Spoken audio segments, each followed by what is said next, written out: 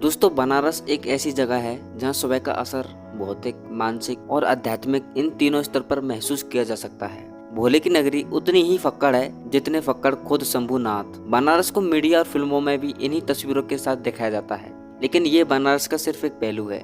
बनारस इसके परे भी है। आम जनमानस में हिंदुओं के सबसे पवित्र शहर के तौर पर इसे जाना जाता है। मध्यकाल में बनारस आने वाले तमाम यात्रियों ने तो इसे हिंदुओं की काबा के तौर पर डिस्क्राइब किया है।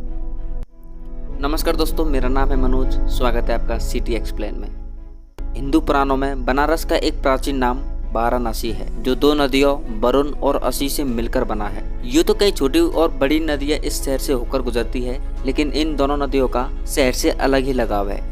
मान्यता है कि काशी नगरी को खुद भगवान शिव ने बसाया था। देवी पार्वती से विवाह के बाद शिव उनके साथ यहीं रहने आए थे और इसे कभी छोड़कर न जाने की बात कही थी, और तब से ही काशी शिव की नगरी कहलाता है। इसे महादेव का पर्याय भी माना जाता है। उन्हीं की तरह मलंग, आशुतोष, पारलौकिक और असाधारण शिव के बिना काशी की कल्पना अधूरी है।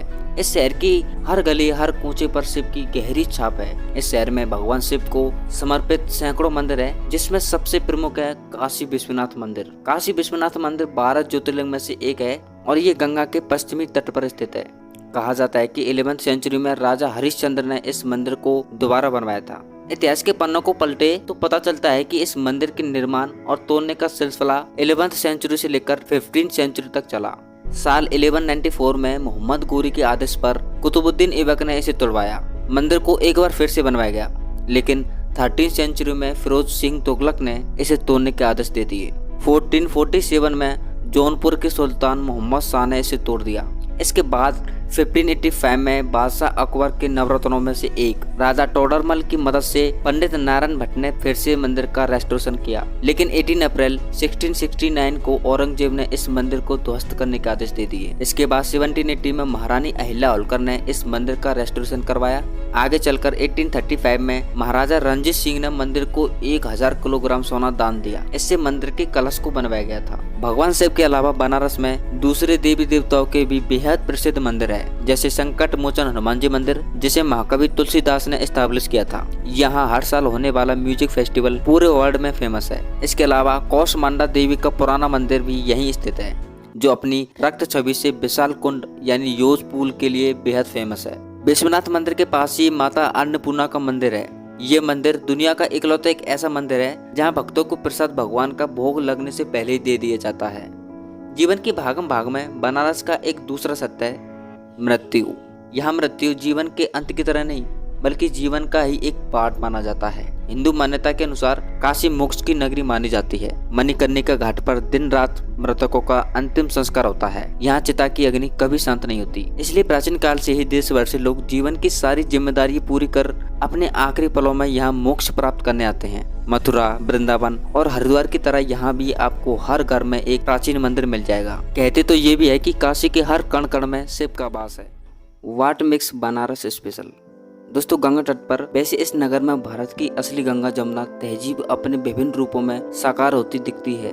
यहाँ मौजूद 100 से ज्यादा पक्के घाट पूरी नगरी को धनुष्कार स्वरूप देते हैं। यहाँ घाट के किनारे वैसे प्राचीन महल और उसमें रहने वाले लोगों का अलग ही अंदाज है, जिसके हर जर्रे में झलकती है हमारी संस्कृति और रिवाज। 6th सेंचुरी में भगवान बुद्ध ने अपना पहला उपदेश यहीं बनारस के पास सारनाथ में ही दिया था। यहीं पर 5 भिक्षुओं के साथ उन्होंने बौद्ध संघ की स्थापना की थी। ऐसे में अगर हम ये कहें कि बुद्धिज्म की शुरुआत इसी नगर से हुई, तो इसमें कोई अतिशयोक्ति नहीं होगी।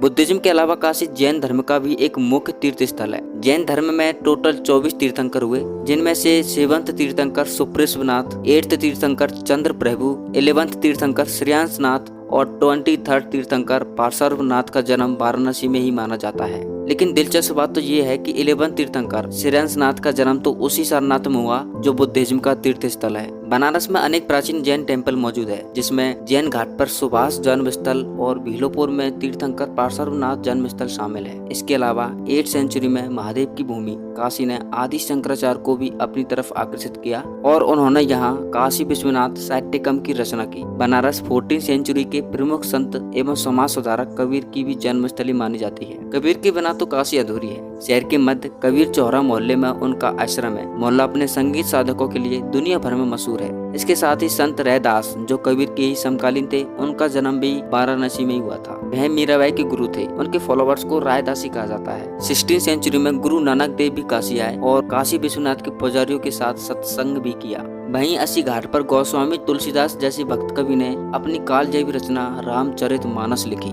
बनारस का एक दूसरा इम्पोर्टेंट संप्रदाय है अघोर। इस संप्रदाय के प्रमुख संत बाबा कीनाराम थे। बनारस में कीनाराम को बेहद श्रद्धा से देखा जाता है। इस संप्रदाय के साधु अघोरी कहलाते हैं, जो अपनी मिस्टीरियस मेडिटेशन मेथड्स के लिए जाने जाते हैं। दुनिया भर से टूरिस्ट इन साधु से मिलने के लिए बनारस आते हैं। इसके अलावा बनारस जितना काशी विश्वनाथ के लिए प्रसिद्ध है, उतना ही लोकप्रिय है बनारसी पान, जिसकी चर्चा बॉलीवुड के गानों से लेकर देश विदेश तक होती है। काशी में खान पान भी एक संस्कार है जो सुबह से शुरू होता है और रात्रि तक चलता है। बनारसी मलाई पूरी का अपना ही अलग जायका है। रबड़ी, पिस्ता, बादाम और ऊपर से चीनी की मिठास अलग ही स्वाद बढ़ाती है। वहीं बनारस की ठंडाई बनारस के जायका को और बढ़ा देती है। यहाँ की ठंडाई में दर्जनों मसालों के साथ फल और फूलों के रस का तड़का लगाने के बाद हर मौसम के मुताबिक ठंडाई तैयार की जाती है। खाने के बाद अगर पहनावे में आए तो बनारसी साड़ी को भला कौन भूल सकता है। साड़ियों में भारतीय महिलाओं की पहली पसंद रही है बनारसी साड़ी, जो आज विदेशों तक लोकप्रिय है। इसके अलावा बनारस में कारपेट वीविंग इंडस्ट्री भी प्रमुख है, जिसकी कारीगरी काफी प्रसिद्ध है। वहीं बनारस की एक पहचान गुलाबी मीनाकारी भी है। सिल्वर और गोल्ड मेडल्स पर मीनाकारी गुजरात और राजस्थान जैसे स्टेट में फेमस है, लेकिन गुलाबी मीनाकारी बनारस को छोड़कर कहीं और नहीं। इस आर्ट फॉर्म में आर्टिसियन मेटल सरफेस के ऊपर विभिन्न प्रकार की मिनरल सब्सटेंस को अटैच या फ्यूज करके उसे कलर और डेकोरेट करते हैं। इसमें इस्तेमाल होने वाले मेटल को चित्रांश कहा जाता है। इस प्रोडक्ट की यूनिकनेस ये है कि बनारस के आर्टिसियन व्हाइट इनेबल पर डेलिकेटली पिंक कलर ऐड करते हैं, जबकि दिल्ली और जयपुर में रेड, ग्रीन और ब्लू कलर ऐड किया जाता है। इस तरह अपनी अनोखी संस्कृति, खानपान और कई यूनिक प्रोडक्ट्स के साथ बनारस पूरे देश में एक अलग पहचान बनाता है। तो दोस्तों, ये है आपका, हमारा और हम सबका बनारस शहर। हजारों बार उजड़ने के बाद भी बनारस ने कभी अपनी आस्था और अपने अस्तित्व को नहीं खोया। इन्हीं सभी विशेषताओं की वजह से यह भारत की सांस्कृतिक राजधानी भी कहलाता है। क्या इसके अलावा आप बनारस से जुड़ी कोई और कहानी जानते हैं? अगर हाँ, तो हमारे साथ कमेंट सेक्शन में जरूर शेयर करना। तो चलिए मिलते हैं अगली वीडियो में। तब तक के लिए जय हिंद, जय भारत।